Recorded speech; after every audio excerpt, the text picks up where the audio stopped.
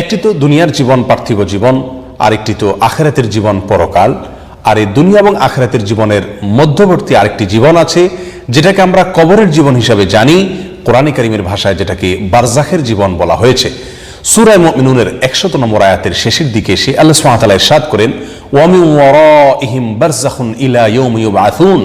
একজন মানুষের মৃত্যুর পরে কিয়ামত এবং হাসর এর ময়দান প্রতিষ্ঠিত হওয়ার, কায়েম হওয়ার আগে একটি জীবন আছে, যেটাকে বারজাখের জীবন বলা হয়। সেখানে সে অবস্থান করে। যদিও বেশিরভাগ মানুষ মৃত্যুবরণ করার পরে কবরস্থ হয়, সেজন্য আমরা কবরের জীবন বলি। কিন্তু একটি মানুষ মৃত্যুবরণ করার পরে কবরস্থ না হয়ে তিনি বাঘের পেটে চলে যেতে পারেন, অথবা আগুনে ভস্ম হয়ে ছাই হয়ে যেতে পারেন, অথবা সমুদ্রের পানিতে নিমজ্জিত হয়ে সেখানে পচে গলে মিশে যেতে পারেন, একাকার হয়ে যেতে পারেন, কোনো মাছের পেটে খাদ্য হিসেবে চলে যেতে পারেন। এরকম নানা ধরনের সম্ভাবনা রয়েছে। তারপরেও যেহেতু বেশিরভাগ মানুষ কবরস্থ হয়, সেজন্য সাধারণত আমরা বারজাখের জীবনকে কবরের জীবন হিসাবে জানি।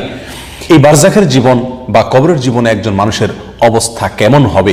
আমরা জানি দুনিয়ার জীবন হলো কর্মের জীবন। এখানে আমল করতে বলা হয়েছে। ভালো কিংবা মন্দ আমল করবার সুযোগ এবং শক্তি, সামর্থ্য আল্লাহ সুবহানাহু ওয়া তাআলা দিয়ে রেখেছেন। আর আখিরাতের জীবনে, দুনিয়ার জীবনের এই কর্মের ফলাফল আল্লাহ সুবহানাহু ওয়া তাআলা ভালো হোক কিংবা মন্দ হোক আল্লাহ তাআলা দান করবেন। কিন্তু আখিরাত এবং দুনিয়ার জীবনের মধ্যবর্তী যে জীবন, বারজাখের জীবন, সেখানে তো আমল আর নেই। মৃত্যুর সঙ্গে সঙ্গে আমলের দুয়ার বন্ধ হয়ে গেছে।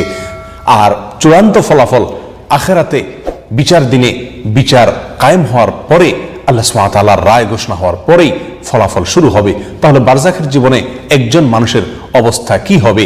এর উত্তর হলো, কোরআন এবং সুন্নাহর আলোকে একজন মুমিনের বিশ্বাস হলো, একজন মুমিনকে এই আকীদা পোষণ করতে হবে যে বারজাখের জীবন, অর্থাৎ মৃত্যু থেকে নিয়ে আখিরাতের পূর্ব পর্যন্ত যে জীবন একজন মানুষ অতিবাহিত করে, এই বারজাখের জীবন বা কবরের জীবনে মানুষের দুনিয়ার জীবনের কর্ম অনুপাতে যে চূড়ান্ত ফলাফল আখিরাতে সে ভোগ করবে, তার কিছুটা মহড়া, তার কিছুটা সূচনা এবং ভূমিকা শুরু হয়ে যায় এই কবরের জীবনে, বারজাখের জীবনে।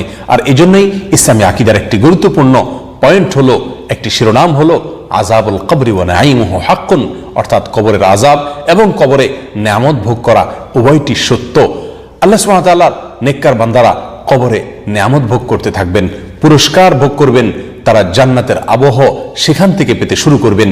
আর এর বিপরীতে আল্লাহর নাফরমান বান্দা যারা, তারা মৃত্যুর পরপরই বারজাখের জীবনের একেবারে শুরু থেকেই তারা জাহান্নামের আযাবের মহড়া তারা দেখতে পাবে এবং তার কিছুটা আলামত এবং কিছুটা সূচনা এবং ভূমিকা শুরু হয়ে যাবে তাদের উপর দিয়ে। আল্লাহ তাআলা আমাদেরকে হেফাজত করুন।